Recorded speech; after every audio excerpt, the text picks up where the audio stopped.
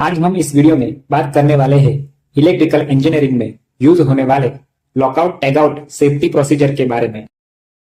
नमस्ते, मेरा नाम है Ajay. Welcome to my YouTube channel AJ electrical Gyan, जहां पर मैं इलेक्ट्रिकल इंजीनियरिंग से जुड़े वीडियोस लाता रहता हूं। अगर आप इलेक्ट्रिकल इंजीनियरिंग में हो तो आपने लॉकआउट टैगआउट के बारे में सुना होगा, या फिर आप मल्टीनेशनल ऑर्गेनाइजेशन और गवर्नमेंट सेक्टर में है तो वहां lockout tagout safety procedure compulsory होता है। तो चलिए देखते हैं लॉकआउट टैगआउट आखिर क्या होता है। लॉकआउट टैगआउट एक सेफ्टी प्रोसीजर है जिसे इलेक्ट्रिकल, मैकेनिकल या केमिकल इंजीनियरिंग में जब मेंटेनेंस सर्विस या फिर रिपेयरिंग वर्क हो रहा हो तब फॉलो किया जाता है, ताकि कोई भी अनजान एम्प्लॉय मेंटेनेंस हो रहे मशीन को गलती से या फिर किसी के ऑर्डर पर ऑन ना कर दे। जहां पर काफी सारे मैन पावर वर्क कर रहे हो, इस दौरान यदि गलती से भी मशीन ऑन हो जाता है तो बहुत बड़ा एक्सीडेंट हो सकता है। लॉकआउट टैगआउट प्रोसीजर में 13 स्टेप है। Step number 1, preparation. पहले स्टेप में हम जिस इक्विपमेंट या मशीनरी का मेंटेनेंस करने वाले हैं उस काम में कौन कौन सी एनर्जी सोर्सेस है और उसमें क्या क्या हजार्ड है उसको नोट किया जाता है, और उस हजार्ड को कंट्रोल करने के लिए जरूरी प्रिकॉशंस को डिस्कस करना होता है। इस स्टेप में मशीन पर काम करने के लिए परमिट टू वर्क यानी पीटीडब्ल्यू लेनी होती है, ताकि पता चल सके कि प्लांट में कहां पर मेंटेनेंस वर्क चल रहा है। Step number 2, shut down and notify affected peoples.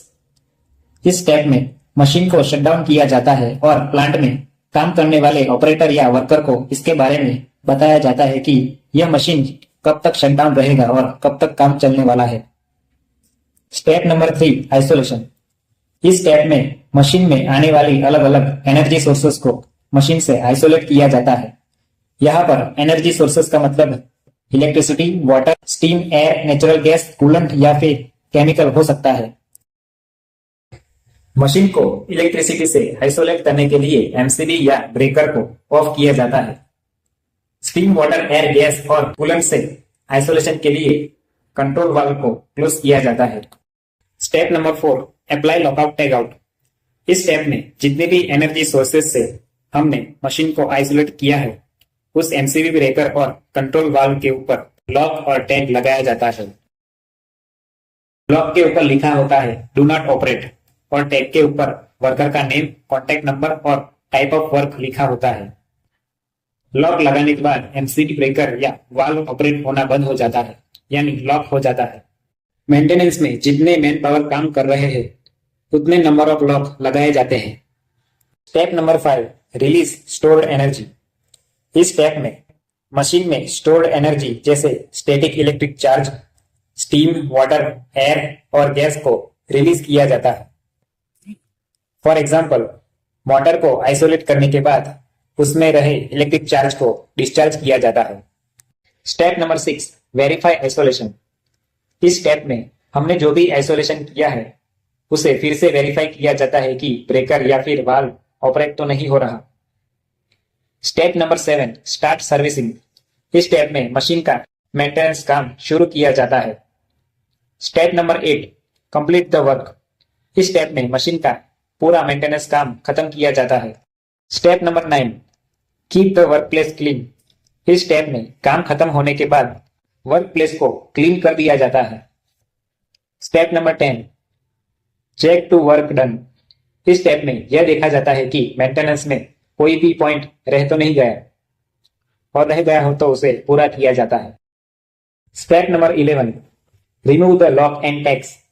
इस स्टेप में हमने जो लॉक और टैग लगाया है उसे खोल दिया जाता है और एनर्जी सोर्सेस की लाइन को फिर से कनेक्ट कर दिया जाता है, जैसे electricity, water, steam, gas, air etcetera. Step number 12, turn on the machine. इस स्टेप में हम मशीन को ऑन करने की सभी कंडीशन फुलफिल करने के बाद मशीन को ऑन करते हैं।